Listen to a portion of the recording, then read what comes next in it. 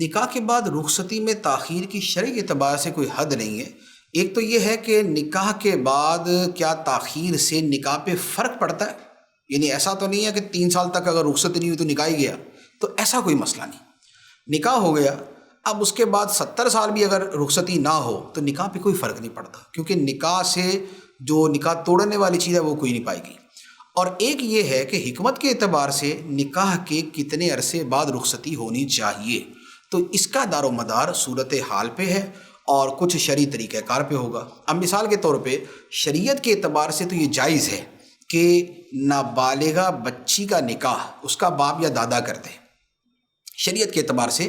جائز ہے، لیکن رخصتی جو اس کی عمر بنتی ہوگی اس کے اعتبار سے کی جائے گی کہ جو مناسب عمر ہے۔ جیسے مثال کے طور پہ ایک آدمی نے نکاح تو کر دیا 12 سال کی عمر میں، لیکن اس کو بعد میں صحت اور دیگر معاملات کے اعتبار سے سمجھ آتی ہے 20 سال کی عمر میں رخصتی کرنا، تو 8 سال بعد رخصتی کرنا بھی جائز ہے۔ ایک لڑکی کا نکاح ہوا 18 سال کی عمر میں، اب اس کے بعد تعلیم کی وجہ سے کسی اور وجہ سے تاخیر کر دی تو 21 سال کی عمر میں رخصتی ہو سکتی، 3 سال بعد ہو سکتی، تو شرعی اعتبار سے اس کی کوئی حد نہیں۔ ہاں یہ خیال کرنا چاہیے کہ جو آج کا زمانہ ہے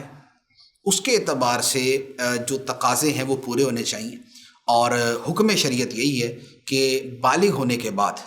لڑکی کے نکاح میں جلدی کرنی چاہیے، اور نکاح میں جلدی کرنے کا مطلب جو ہے وہ رخصتی سمیت ہی ہوتا ہے کہ وہ بھی اس میں شامل ہوتی ہے۔